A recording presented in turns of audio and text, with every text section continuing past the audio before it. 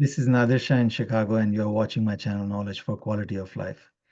Friends, last week we discussed a few parameters for cardio IQ, lipid panel, the optimum ratios for triglycerides over HDL. So when I started this journey of understanding my lipid panel, and I started, as I told you in the previous vlogs, that I started inquiring about this thing based on my mom's case, and eventually I trickled down to my case, and I've looked at it, all the family members' lipid panels, and trying to figure it out what are the things going, how we can understand this thing, because some people were very high in the small dense particles, which are very atherogenic in nature, such as me. And I told you that I was in the higher range of 600 and 700s. And my mom, whose total cholesterol was 300, she had almost non-existent small LDL-P particles, which was less than 90. It means that an MR cannot read it very well. So I started looking into this, and I was questioning myself that what are the parameters of mortality? Is it just 200 is a mark that anybody who is above 200 is high prone to risk? Or what are the risk level? What is the hazard ratio? What are the chances of person passing away due to CVD based on the cholesterol? But as we know that cholesterol is not the only component which defines the cardiovascular disease. Besides cholesterol, there are many factors which we talked about it in the previous vlogs, like high inflammation, insulin resistance. Insulin resistance is the main culprit which lights the fire, and everything is cascading effect. So I started questioning that what is the lowest level of optimum level of, so to speak, rather than using the word lowest, what is the optimum level of LDL-C, LDL cholesterol, low density lipoprotein? And I came across a lot of research papers and periodicals in the National Institute of Health database. And few snippets I'm going to share with you today, including my last 8 years journey of how I improved the quality of my entire lipid system rather than quantity. You may have heard me saying that I always focus on the quality rather than the quantity. So I didn't focus too much on changing my LDL-C, so to speak, but I was focusing on my triglycerides, my HDL, because these are the two parameters which we control, basically, which we can manipulate based on the lifestyle changes which we adopt. So let me share my screen with you. The first screen I want to share with you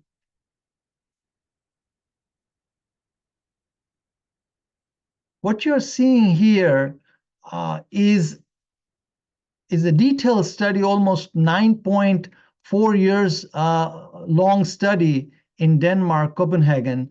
And I'm going to include in the description that study. So total number of participants were 108,243. So first chart you are seeing, first graph here is cardiovascular mortality. So the dark line which you see where my cursor is, that is the curve based on the individual data. And they plotted all these, on x-axis you have LDL-C, low density lipoprotein cholesterol, which we measure, even including in our standard lipids.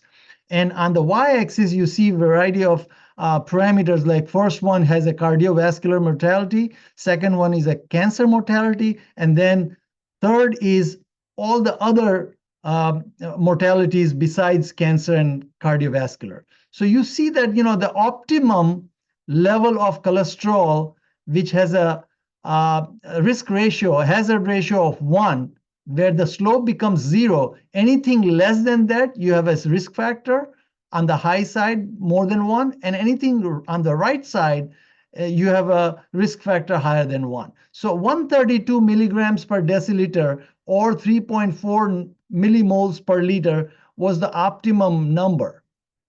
And if you look at the cancer mortality, it was 143 milligrams per deciliter. And then all the other cause mortalities was 136. So now LDLC, if you remember that, your LDLC, when you go to the lab and get the results, it says should be less than 99, right? Anything above 99, and doctors are ready to prescribe you a statin drug. But that's not the science tells us. This is the data from the scientific paper. So it's not just the LDL which decides the total risk factor of cardiovascular disease. So remember that thing in your mind. Now, second chart which you are seeing here is all-cause mortality here. Now, the first one here, all-cause mortality, again about 140 milligrams per deciliter. This is the optimum. Then all-cause mortality here for no lipid-lowering treatment. So in this first one, it was the overall population. Now here, second graph, when there were no treatment done with all these patients under the study, no statin drug or no lipid-lowering treatment was done with the groups of people who are included in the study. So even though in this case, 140 milligrams per deciliter was the optimum level, anything less than that or anything more than that on the right side has an increased hazard ratio. Now, if you look at the third graph here, with the lipid-lowering treatment, it means that patients were treated with, 13,025 patients were treated with lipid-lowering treatment, means maybe a statin drug, then still the optimum level required was 89. But now there's a race going on, in dropping the lipid level at 40, 50, or even 30 with new, classes of drugs.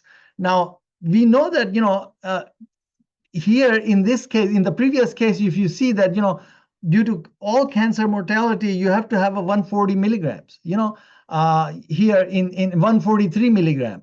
So at, cancer mortality is minimum required. Now, if you lower the, your LDLC here, your mortality goes higher. So it means that one has to be very careful that, at what level you are going to lower your LDL so that you don't shift your mortality from cardiovascular disease to something else, right? Particularly in this case as a cancer.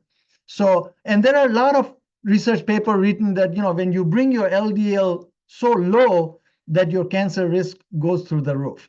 So we have to be very careful. So I wanted to share with you this thing so that, be mindful of, when you are trying to lower your LDL to the point that, your overall quality of life or overall health is compromised. Now, here, the third graph, what I wanted to share with you is my own journey from 2017 till May of 2024.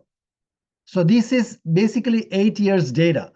Now, I started, if you recall my previous vlog, actually my journey started in 2015, when I figured it out that, my HDL was low. And I explained in one of my previous vlogs how I increased my HDL by almost 122% over time.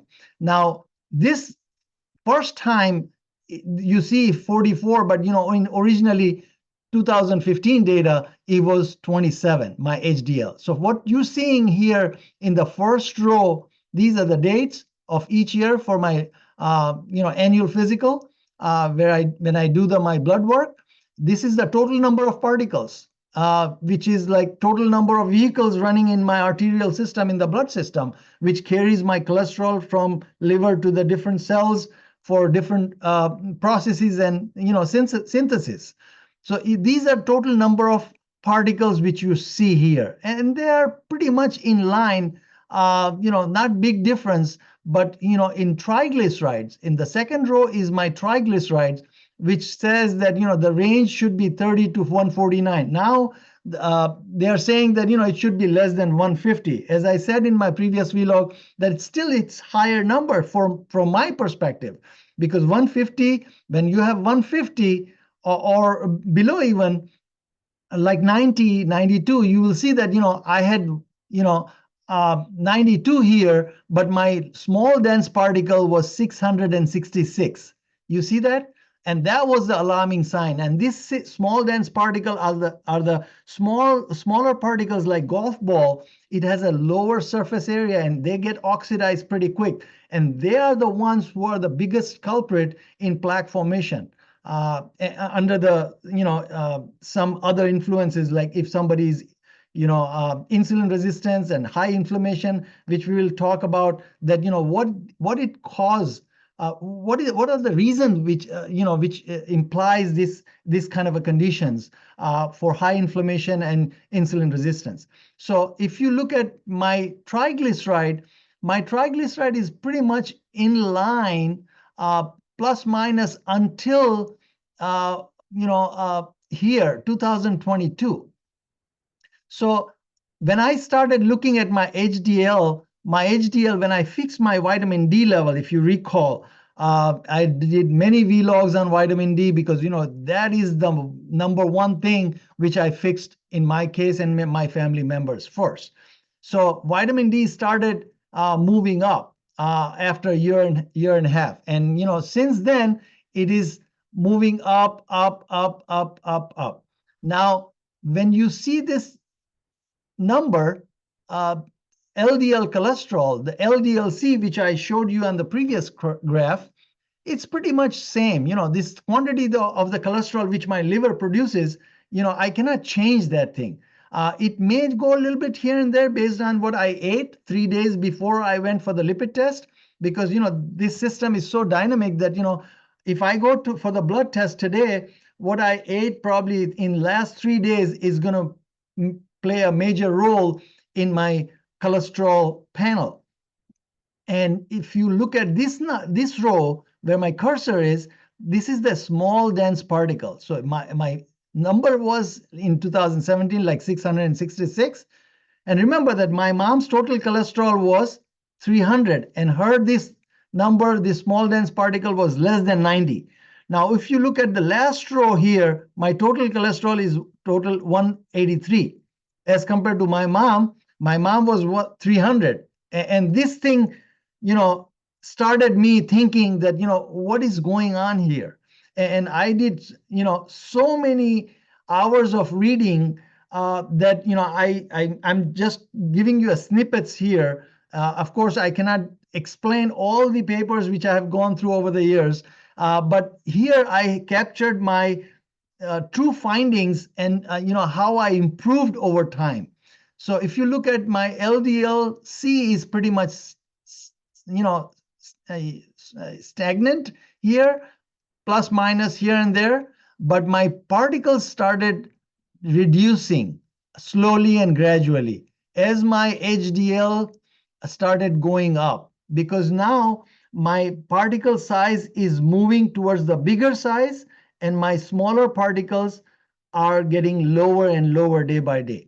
So now, if I see here in 2020, I got 666 dropped to 421, and that stopped here.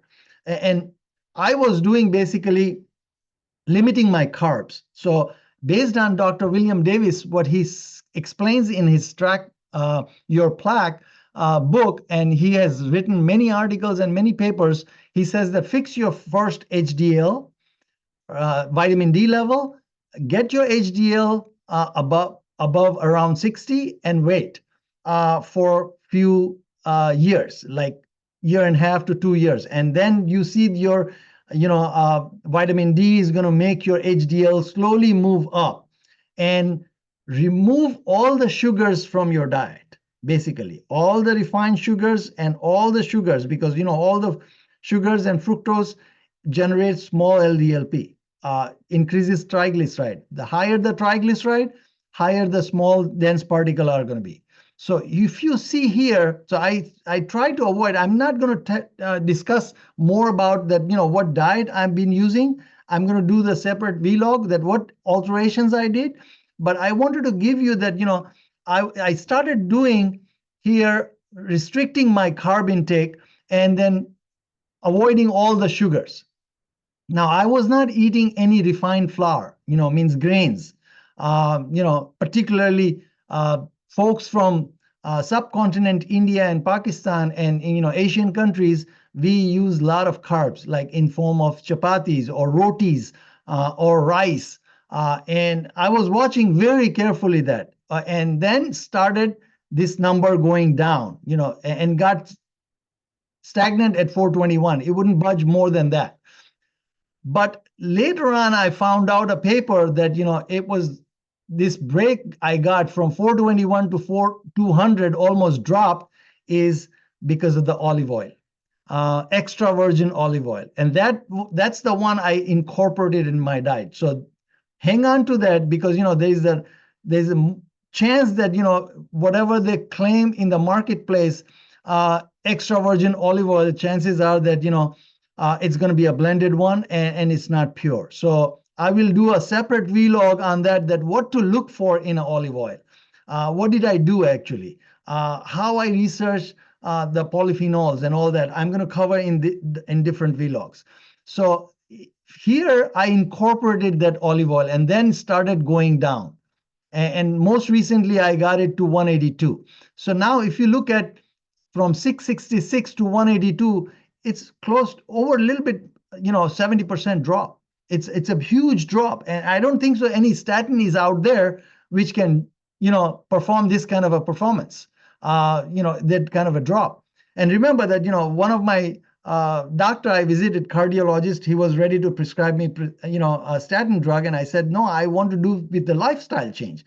And this is the proof that, I did it with lifestyle change. Now, the next row you see here is the main factor here, that how the particle is changing, the size of the particle moving from smaller to the bigger, fluffier particles. So now here the range is that anything more than equal to or more than 20.7 nanometers is categorized as phenotype A, means bigger one. You remember that, I showed you in the last vlog a slide that phenotype A and phenotype B.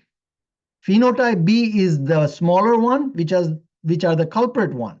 So anything less than 20.7 is categorized as phenotype B. So I was basically 20.9 when I started.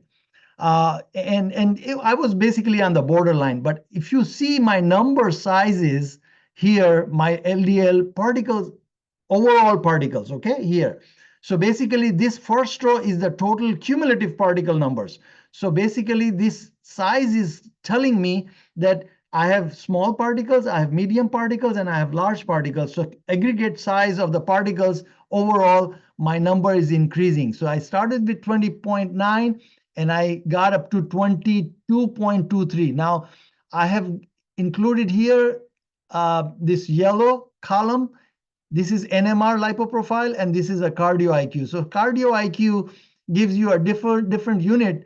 It's called angstrom unit, and I converted angstrom unit to the nanometer. So it's even though if you compare here, it's bigger. So now it's still increasing, in the nanometer, because they have a different parameter of measurements. But it gives you that idea that how the particle sizes change when you drop your small LDLP, means fewer smaller cars are running in your highway system of arterial system, and big buses are running in your system. So chances of getting particles more oxidized over time is less, because bigger the particles, oxidation is less. And I have seen that in another test, OX-LDL, oxidized LDL particle. There is a test for that, which we will talk about it later.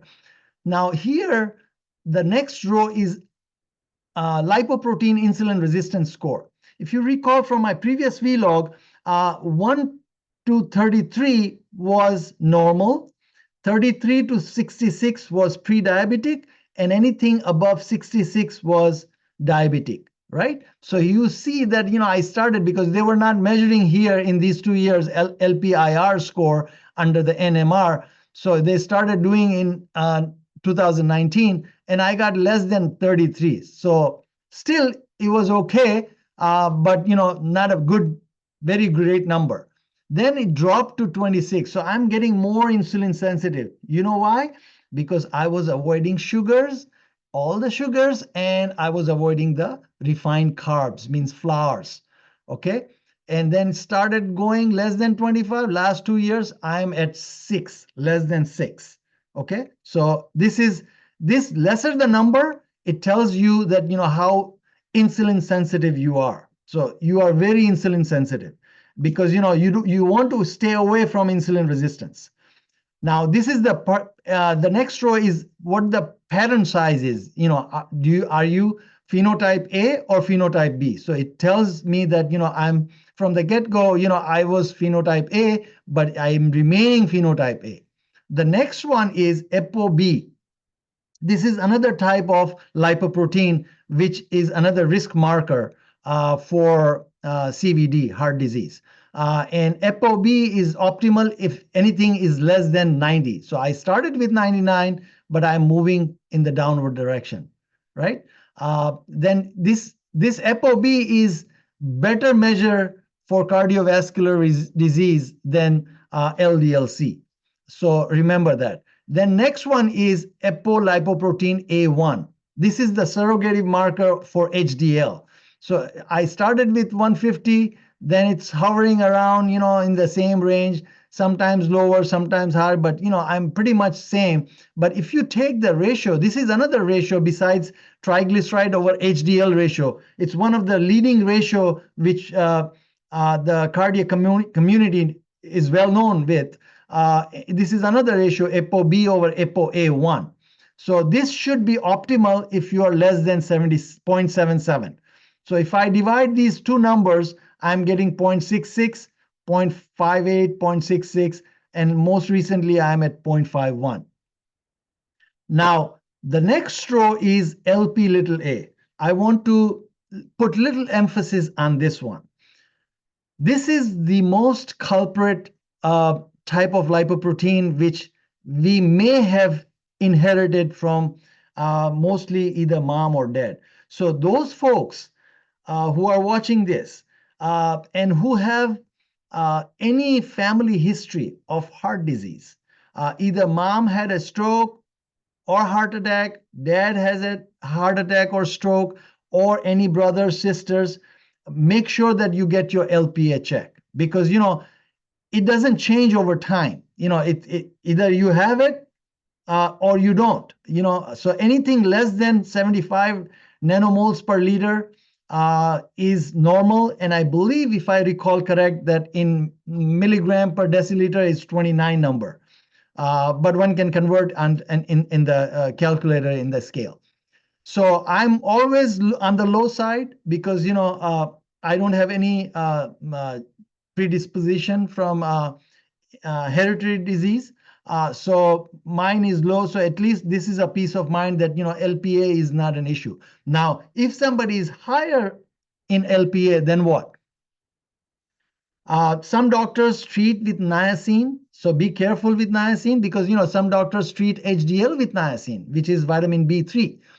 Niacin impacts your liver enzymes as well. And sometimes it makes you high in glucose as well. So it's a double-edged sword. You have to be very careful. I was guided by my previous doctor back in 2016 that, when I was looking at my HDL was so low at 27, he was prescribing me niacin. But I refused it. I said that, I want to do it organically without any supplement or any drug. I'm really blessed and thankful to God that, I was able to be successful and move around things in the direction where I wanted to be. Now, next one is triglyceride and HDL ratio. So I wanted to share with you this ratio that, last time I showed you in one slide how it optimal is. They say that, it's like 3.5 is normal. But if you look at what is triglyceride, the threshold limit of triglyceride is 150, right? And what is the HDL for male? It's 40. So if you divide 150 by 40, it's right there, 3.75. You are way above the optimal. So that's not a good number. If you recall from my previous slide from the last vlog, that curves which I showed you, so the higher the ratio, your small LDLP is going to be much more percentage-wise than the big numbers, big particles. So they say that your small dense particles should not be more than 20% of total particles, right? So it should be less, under 20%. The lower, the better. So if you see that, optimal here is less than 2. I started with 2.09 and I'm dwindling towards the under 1 ratio. So the lower the number, better it is. So now you control by your triglyceride. The most recent triglyceride I got last year 47, now this year is 48. So I'm controlling this triglyceride because, why this thing is possible for me? Because I'm avoiding all the carbs, refined carbs, and sugars. I don't eat any sugar other than my dark chocolate, which we will talk about it in detail when I discuss my diet or alternative lifestyle, which I adopted. So this last but not least, the total cholesterol. See, I never focused on this total cholesterol. Whatever it's there, it's there. I'm manipulating myself. I'm keeping an eye on this triglyceride and my HDL number. These are the two things. Let me stop share the screen here. So basically, I wanted to share with you this sheet of my 8 years trial and error. And finally, I'm here where I wanted to be. And I'm truly blessed that, I was able to do it with alternative lifestyle. I didn't take any statin drug so far in my life, knock on wood. But I'm not against statin. Don't get me wrong. There are people who may need it for whatever reason. Maybe it's a genetically predisposition, or they're in a special category of carrying a certain genes. Work with your doctor, but give a chance to correct yourself. Naturally, if something can be fixed, why to fix it with drug? That's my only mantra. And I'm not against drug. I'm not against any doctors. Please remember that. Because I have a broken bone, of course, I'm going to see an orthopedic doctor and get my plaster done and go to the hospital and whatever treatment is needed. I'm not going to do alternative lifestyle and fix my bone. No, that's not the intent. To the best of our ability, if we stay away from the prescriptive drugs with the lifestyle change, because I always say that we have two types of pharmacy. I always define two types of pharmacy. One is nature-made pharmacy, and one is man-made pharmacy. It's up to us which route we want to take it. If we eat balanced diet, whole food diet, the way nature has provided us, then chances are that we may not be in the queue for man-made pharmacy to the best of our ability. I hope you got something out of this vlog, and if you like, and if you have any questions, please put in your comments. I read each and every comment, and I try to respond accordingly.